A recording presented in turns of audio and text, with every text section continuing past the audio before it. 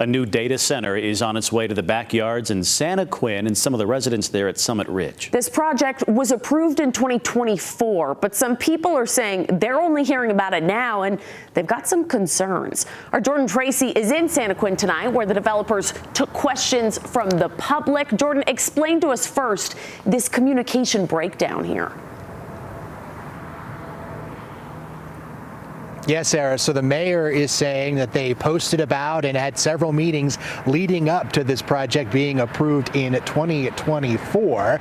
But some of the residents who are here tonight say they never heard about a data center until, well, for one resident, Tuesday.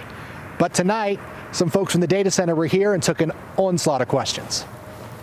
When did you first learn about the data center? I learned about it on Tuesday. A complete disconnect from people here and city officials. Posted meetings, 9 to 11, something like that. Nobody attended. We're told the city posted in the paper and online about this data center project and held meetings.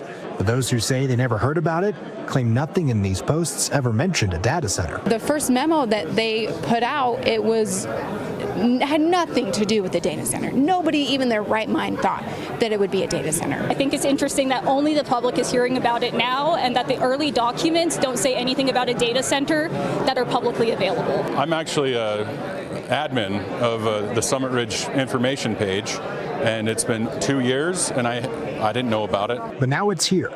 And so are the developers taking questions about air pollution and water consumption. Summit Ridge Data Center says for water, they are closed loop, meaning they take in water, then recycle that amount throughout the year instead of pulling from the city. For emissions, their generators are said to be natural gas instead of the classic diesel that other centers have used. Still a fossil fuel pollutant, just cleaner than diesel. They're not going to hear us. They're not going to smell us. They're not going to see us. I mean, they might see a little bit of light, but we're going to have a really low light profile. We're going to have a very low emission profile. We're super clean. We're using the best technology. The state has very stringent standards, and we're under those. They outlined their estimated tax benefit too, $2.4 million for the city alone, over $8 million for the state. Those answers have dampened concerns for some, but others are still not convinced. Anyone that's going to come in and have an open forum, good for them, but I think it's just a good PR move. There's always going to be something that happens on the back end that they're like, oops, we didn't account for that. 60%, 70% like feeling better about it. But at the same time, what's going to stop them doing what once it's in, it's in. There's nothing you can do. There's a lot of good groundwork. I just want to see the accountability and make sure it's coming from an independently verified third party.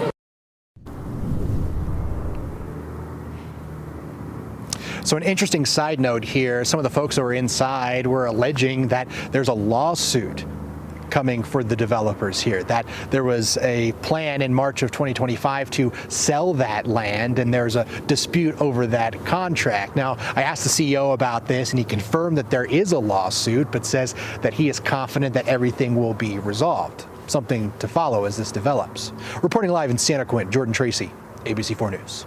You know, you'll keep a close eye on it, Jordan. Thanks for the update tonight. We appreciate it.